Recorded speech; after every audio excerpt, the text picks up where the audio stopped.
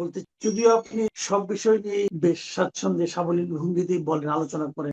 নদী বিষয়ে আপনার একটা বিশেষ, আমি মনে করি দক্ষতা আছে কিনা জানি না, অতৃপ্ত যাওয়ার পর কাজ শেষ করতে পারেননি, তার আগে আপনাকে বলবো বের করে যান। আমার ধারণা যে আপনি এই বিষয়টা নিয়ে আপনার কিছু আলোচনা হয়তো এখন করার মতো অবস্থায় এসে দাঁড়িয়েছে। এই কারণে যে আমাদের সরকার প্রধান উনি নিজে খাল নিয়ে বেশ চিন্তা করছেন। ওনার যে কয়টা ঘোষিত কর্মসূচি ছিল দায়িত্ব নেওয়ার শুরুতেই এবং আগেও, তার মধ্যে একটা ছিল আমরা খাল খনন কর্মসূচির উদ্বোধন দেখলাম এবং এটা নিয়ে নানা ধরনের কথা এর মধ্যে হচ্ছে।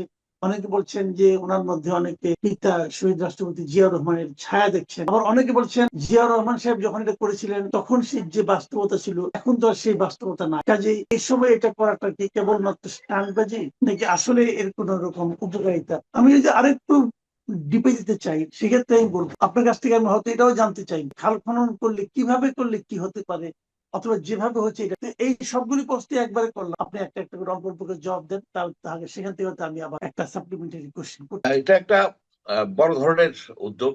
20,000 কিলোমিটার খাল খনন পুনর্খনন একটা বিশাল একটা কর্মযোগ অ্যাকচুয়ালি।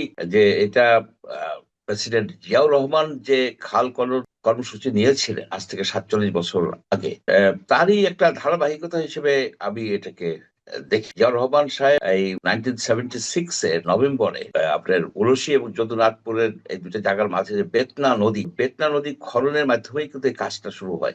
আমরা তখন স্টুডেন্ট, আমরা মনে আছে যে উনি একটা বক্তৃতায় উলসি যদুনাথপুরের অনেকবার উল্লেখ করেছিলেন, কেউ কেউ বলেন 19 বার উনি এই জায়গাটার কথা উল্লেখ করেছিলেন। এবং জিয়াউর রহমানের সেই খাল খনন যে কর্মসূচি কিন্তু লোকজন মনে করে, তবে প্রেক্ষিত ভিন্ন হয়ে গেছে। সেই সময় যেটা ছিল এখন কিন্তু সেই অবস্থা নাই। সেই সময় নদীতে এত বেশি দূষণ ছিল না, দখল ছিল না। আর একটা বিষয় ছিল কি, ৭২-এ যে একটা দুর্ভিক্ষ হয়েছিল বাংলাদেশে, তখন খাদ্যের বিশেষ সংকট ছিল। তো ওনার উদ্দেশ্যই ছিল যে খাদ্য উৎপাদন কিভাবে বাড়ানো যায়, তার জন্য সেচের পানি দরকার। সেচের পানির নিশ্চয়তার জন্য সংস্থান করার জন্যই কিন্তু মূলত খাল খননের ছিল, মানে উদ্যোগটা নেওয়া হয়।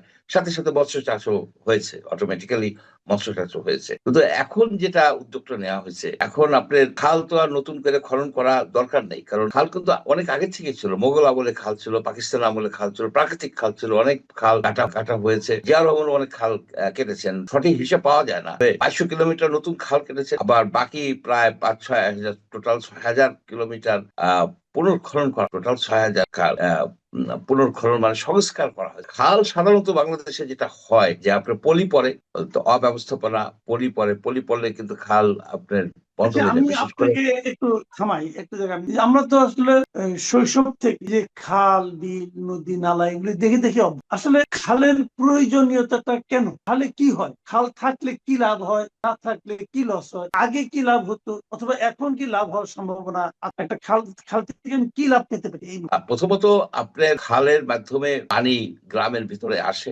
এবং যখন গ্রামে বা কোনো জায়গায় বেশি পানি হয়ে যায়, খালের মাধ্যমেই কিন্তু সেই পানিটা নিষ্কাশিত হয়, যেটা নদীতে চলে যায়। অর্থাৎ জলাবদ্ধতা, খাল না থাকলে প্রচুর জলাবদ্ধতা হওয়ার সম্ভাবনা থাকে। খাল হচ্ছে একটা ড্রেনেজ ব্যবস্থা, গ্রামীণ একটা ড্রেনেজ ব্যবস্থা হচ্ছে এই খাল। খাল বন্ধ হয়ে গেলে আপনার ব্যাপকভাবে জলাবদ্ধতা হবে, আপনার ফসল ঠিক মতো আপনি বুনতে পারবেন না এই জন্য। সুতরাং খাল একটা ইকোসিস্টেমের অংশ।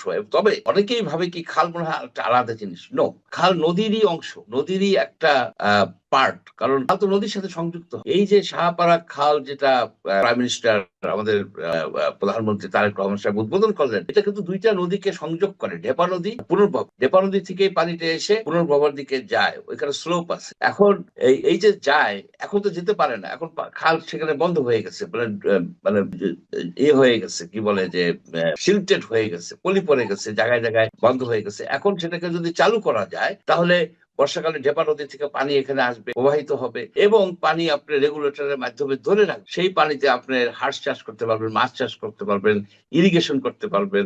আপনি জানেন যে গবাদি পশু পালন করতে হলে কিন্তু আপনার নদ নদী খালের দরকার। গবাদি পশু গোসল করাইতে হয় টাইম টু টাইম। এগুলি নদী ছাড়া, খাল ছাড়া পানি। এবং আরেকটা বিষয় হচ্ছে যে প্রতিনিয়তই আমরা দেখতেছি, খবর পাই, পানির যে গ্রাউন্ড ওয়াটার লেভেল এটা নিচে চলে যাচ্ছে। অর্থাৎ সেচ করতে যে এরা কিন্তু ডিপ টিউবওয়েল অনেক সময় পানি পাচ্ছে না।